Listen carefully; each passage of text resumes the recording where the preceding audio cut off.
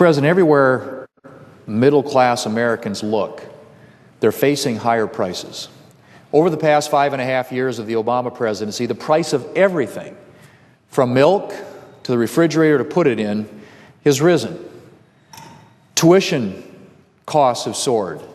Gas prices have almost doubled. Food prices have shot up. And then, of course, there's health care. The president claimed that health care premiums would fall by $2,500 under his health care law. Instead, they've risen by almost $3,700 during the president's administration, and they're still going up. The president's health care law has driven up the price of almost every aspect of health care, from premiums to pacemakers. And Mr. President, Americans are ill-equipped to meet these higher costs.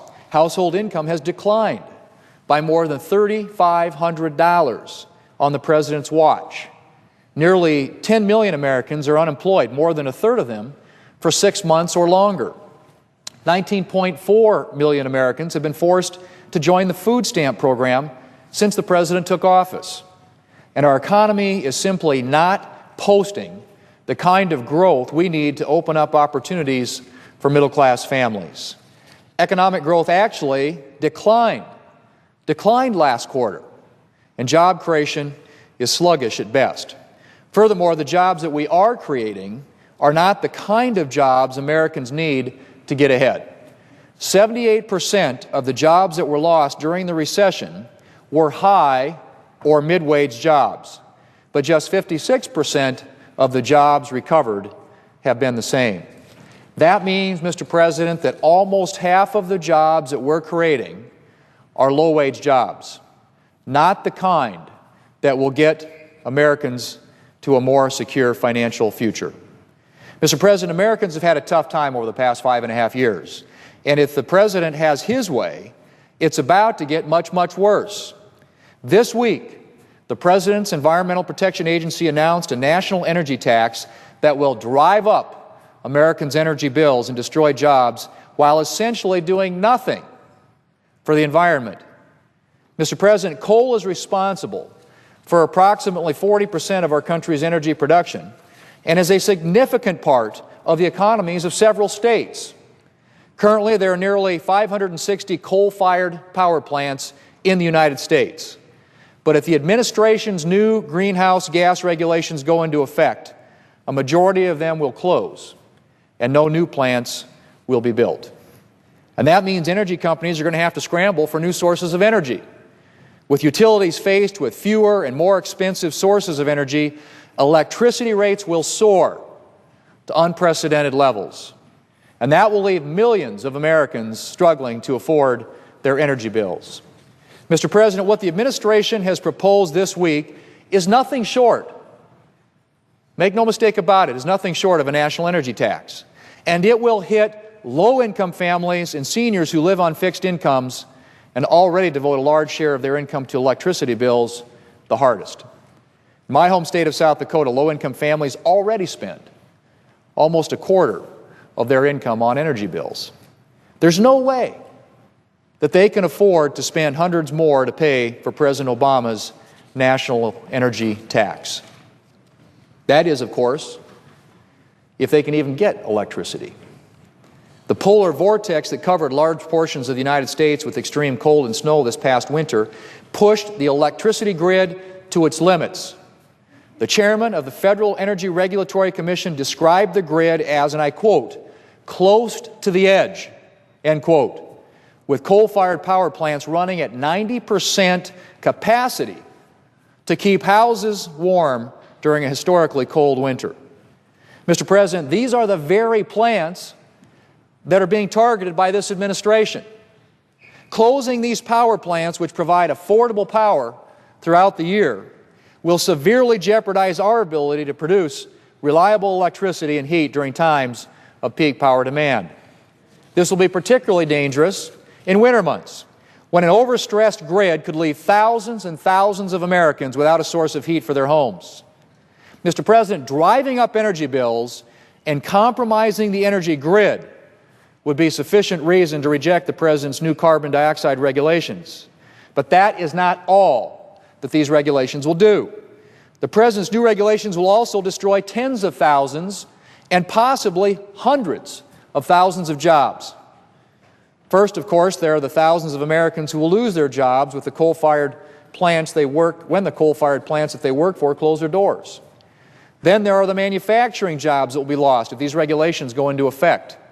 U.S. manufacturing is currently enjoying a renaissance, thanks to the abundant, affordable energy that the United States offers. Manufacturers are actually moving production from overseas to the United States, investing billions of dollars in our economy in the process. But if we drive up the cost of energy here at home, manufacturers will no longer have the same incentive to locate jobs here in America. Instead, manufacturers will send jobs overseas.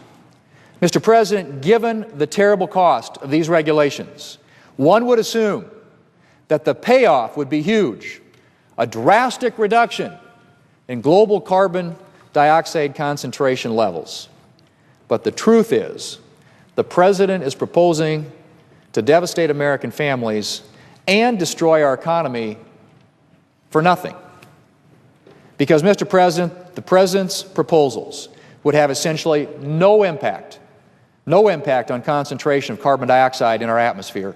Even the President's own former EPA administrator admitted that, and I quote, U.S. action alone will not impact world CO2 levels, end quote. The truth is, as long as the United States is acting unilaterally, global emissions will not be reduced in any meaningful way.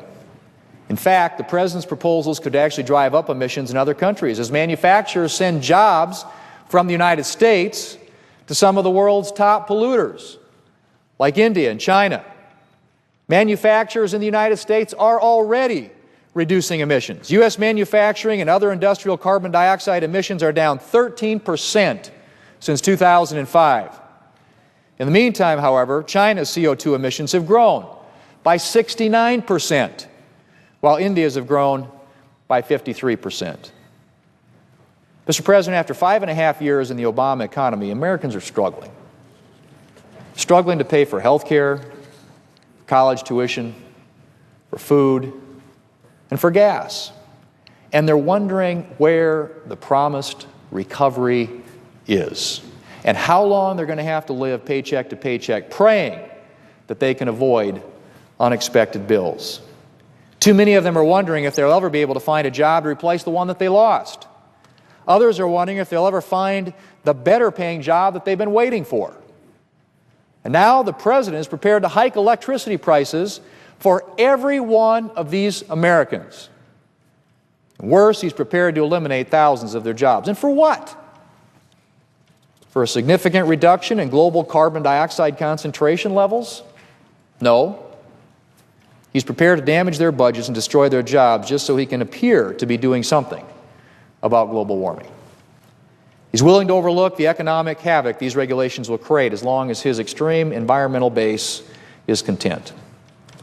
Mr. President, news reports have suggested that the President has backed these new carbon regulations because he believes they will be an impressive addition to his legacy.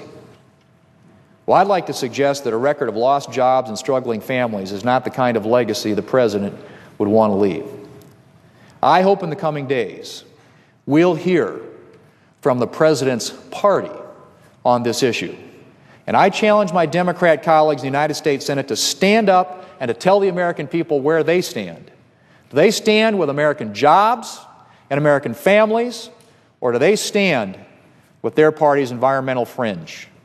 Mr. President, the American people deserve to know. Their jobs, their standard of living, their future hangs in the balance. Mr. President, I yield the floor.